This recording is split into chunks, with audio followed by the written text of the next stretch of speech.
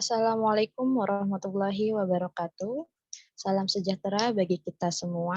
Kami dari kelompok 2 akan mempresentasikan hasil tugas kami untuk mata kuliah Pancasila yang berjudul Pancasila sebagai Dasar Negara.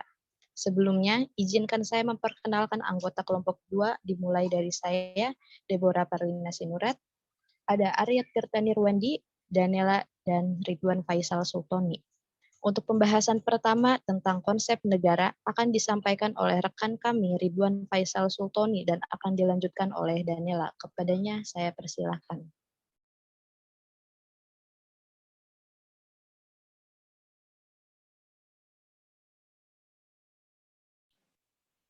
Ya baik, saya akan membacakan definisi negara. Definisi negara itu kita ada ambil dari 3 sumber. Yang pertama dari Roger Hasultau, yang kedua ada Harold J. Lasky, dan yang ketiga ada KBBI. Yang pertama saya akan membacakan dari definisi Roger Hasultau. Menurut dia, definisi negara adalah alat atau wewenang yang mengatur dan mengendalikan persoalan-persoalan bersama atas nama masyarakat. Menurut Harold, negara merupakan suatu masyarakat yang diintegrasikan karena mempunyai wewenang yang bersifat memaksa dan yang secara sah dan lebih agung daripada individu atau kelompok yang merupakan bagian dari masyarakat itu. Dan yang terakhir, menurut KBBI, negara adalah organisasi dalam suatu wilayah yang mempunyai kekuasaan tertinggi yang sah dan ditaati oleh rakyat. Dan yang selanjutnya ada sifat-sifat negara. Sifat-sifat negara kita dibagi menjadi 3 ya. Yang pertama ada sifat memaksa. Tanpa adanya sifat paksaan ini, maka akan ada banyak warga negara yang bertindak sewenang-wenangnya dan tidak menjalankan aturan. Tujuannya agar peraturan perundang-undangan ditaati dan dengan demikian terjadi sebuah penertiban. Yang kedua, sifat monopoli. Segala sesuatu dalam lingkup dalam negeri dikendalikan dan dimonopoli oleh negara. Sifat ini juga memastikan bahwa sumber daya untuk kepentingan orang banyak harus dimanfaatkan untuk kepentingan rakyat. Dan yang terakhir, sifat menyeluruh. Semua peraturan dan perundang-undangan berlaku bagi seluruh warga negara tanpa terkecuali. Sifat ini penting untuk menciptakan keadilan dan mewujudkan kesetaraan antar warga negara. Dan unsur-unsur negara. Unsur-unsur negara ada 4. Yang pertama ada memiliki wilayah, yang kedua memiliki rakyat, yang ketiga pemerintahan yang berdaulat, yang keempat pengakuan dari negara lain. Saya akan membacakan yang pertama, memiliki wilayah. Untuk mendirikan suatu negara dan kedaulatan penuh diperlukan wilayah yang terdiri atas darat, laut, dan udara sebagai suatu kesatuan. Untuk wilayah yang jauh dari laut tidak memerlukan wilayah lautan. Unsur negara selanjutnya, tanpa adanya rakyat pada suatu negara, maka pemerintahan tidak akan berjalan. Rakyat juga berfungsi sebagai sumber daya manusia untuk menjalankan aktivitas kehidupan sehari-hari. Untuk selanjutnya, bisa dilanjutkan oleh Daniela. Unsur negara yang ketiga adalah pemerintahan yang berdaulat. Pemerintahan yang baik terdiri atas susunan penyelenggara negara seperti lembaga yudikatif, lembaga legislatif, lembaga eksekutif, dan lain sebagainya untuk menyelenggarakan kegiatan pemerintahan yang berkedaulatan. Yang terakhir, pengakuan dari negara lain. Pengakuan dari negara lain dibagi menjadi 2. Yang pertama, de facto, pengakuan berdasarkan kenyataan yang ada atau fakta yang sungguh-sungguh nyata tentang berdirinya suatu negara. Yang kedua, de jure, pengakuan berdasarkan pernyataan resmi menurut hukum internasional. Negara Hukum Pancasila. Dengan melihat pada pembukaan dan pasal-pasal dalam Undang-Undang Negara Republik Indonesia tahun 1945, jelas bahwa konsep yang dianut oleh negara hukum Indonesia adalah negara hukum Pancasila, sebagai kristalisasi pandangan dan falsafah hidup yang syarat dengan nilai-nilai etika dan moral yang luhur bangsa Indonesia. sebagaimana tercantum dalam pembukaan Undang-Undang Dasar 1945 dan tersirat di dalam pasal-pasal Undang-Undang Dasar Negara Republik Indonesia tahun 1945. Dapat dipahami bahwa negara hukum Pancasila bersifat prismatik atau hukum prismatik. Hukum prismatik adalah hukum yang mengintegrasikan unsur-unsur baik dari yang terkandung di dalam berbagai sistem hukum sehingga terbentuk suatu hukum yang baru dan utuh. Dapat dipahami bahwa Pancasila merupakan norma dasar negara Indonesia dan juga merupakan cita hukum negara Indonesia sebagai kerangka keyakinan yang bersifat normatif dan konstitutif.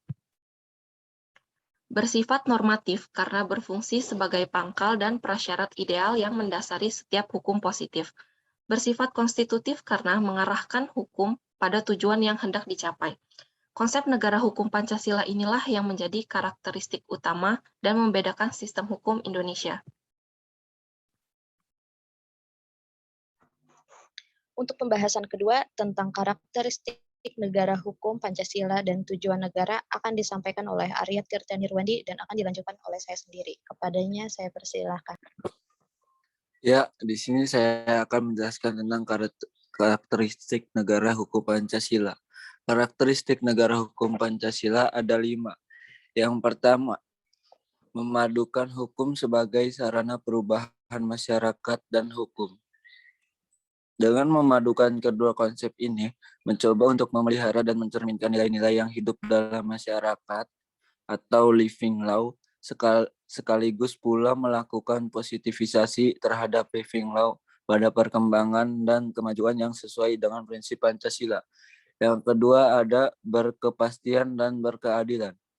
Dengan sifatnya yang prismatik, maka konsep dalam kegiatan berhukum baik dalam proses pembentukan maupun pengimplementasian dilakukan dengan memadukan antara prinsip kepastian hukum dengan keadilan, serta konsep dan sistem hukum yang lain sehingga terciptalah suatu prasyarat bahwa kepastian hukum harus ditegakkan demi menegakkan keadilan dalam masyarakat sesuai dengan prinsip Pancasila.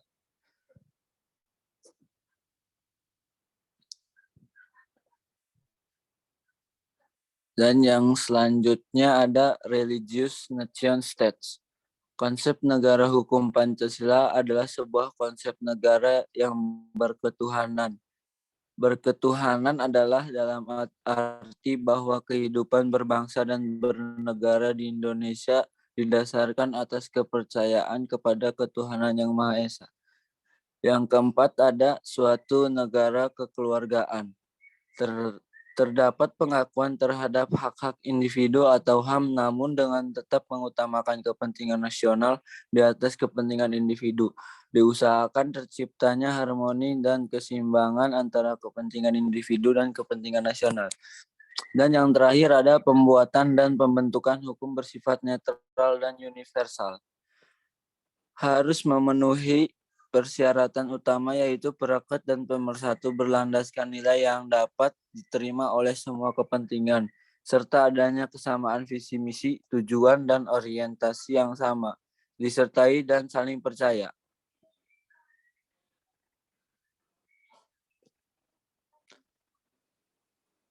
Ya. Yang selanjutnya saya akan menjelaskan tentang tujuan negara. Secara teoritik ada beberapa tujuan negara diantaranya sebagai berikut. Yang pertama ada kemerdekaan, kedua ada kekuatan, kekuasaan, dan kebesaran atau keagungan. Yang ketiga ada kepastian hidup, keamanan, dan ketertiban. Yang keempat ada keadilan. Dan yang kelima ada kesejahteraan dan kebahagiaan hidup. Jalan yang ditempuh untuk mewujudkan tujuan tersebut kalau disederhanakan dapat digolongkan ke dalam 2 aliran, yaitu yang pertama ada aliran liberal individualis. Aliran ini berpendapat bahwa kesejahteraan dan kebahagiaan harus dicapai dengan politik dan sistem ekonomi liberal melalui persaingan bebas. Dan yang kedua ada aliran kolektivis atau sosialis. Aliran ini berpandangan bahwa kesejahteraan dan kebahagiaan manusia hanya dapat diwujudkan melalui politik dan sistem ekonomi terpimpin atau totaliter. Selanjutnya akan dibacakan oleh Deborah. Tujuan negara Republik Indonesia terdapat pada pembukaan Undang-Undang Dasar 1945 apabila disederhanakan dapat dibagi dua, yaitu mewujudkan kesejahteraan umum dan menjamin keamanan seluruh bangsa dan seluruh wilayah negara. Oleh karena itu, pendekatan dalam mewujudkan tujuan negara tersebut dapat dilakukan dengan dua pendekatan, yaitu pendekatan kesejahteraan prosperity approach dan pendekatan keamanan security approach. Untuk pembahasan terakhir tentang kajian Pancasila sebagai dasar negara. Tujuan dalam kedudukannya sebagai dasar negara, Pancasila menentukan bahwa negara Indonesia adalah negara yang menjadi pendukung antara Tuhan, manusia, persatuan, rakyat, serta adil, yang merupakan penguat dasar negara. Pancasila sebagai dasar negara berarti setiap sendi-sendi ketatanegaraan pada negara Republik Indonesia harus berlandaskan pada nilai-nilai Pancasila. Pancasila sebagai dasar negara mempunyai kedudukan sebagai berikut. 1. Sumber dari segala sumber hukum di Indonesia. 2. Meliputi suasana kebatinan dari Undang-Undang Dasar 1945. 3. Menciptakan cita-cita hukum bagi hukum Undang-Undang Dasar 1945, dan yang kelima, mengandung norma-norma yang mengharuskan Undang-Undang Dasar untuk mewajibkan perintah maupun penyelenggara negara yang lain untuk memelihara budi pekerti luhur.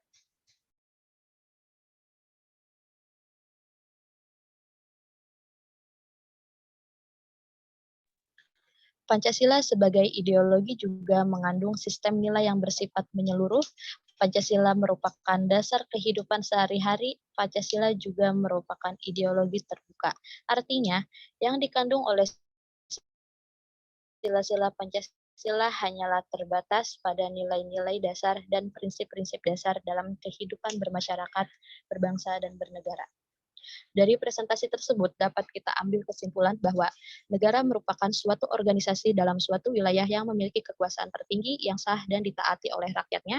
Negara memiliki sifat memaksa, sifat monopoli, dan sifat menyeluruh, di mana negara tersebut harus memiliki wilayah, memiliki rakyat, pemerintahan yang berdaulat, dan tentunya pengakuan dari negara lain. Negara hukum Pancasila bersifat prismatik atau hukum prismatik. Adanya karakteristik negara hukum Pancasila, yaitu memadukan hukum sebagai sarana perubahan masyarakat dan hukum, berkepastian dan berkeadilan, religious nation state, suatu negara yang kekeluargaan, dan pembuatan dan pembentukan hukum bersifat netral dan universal.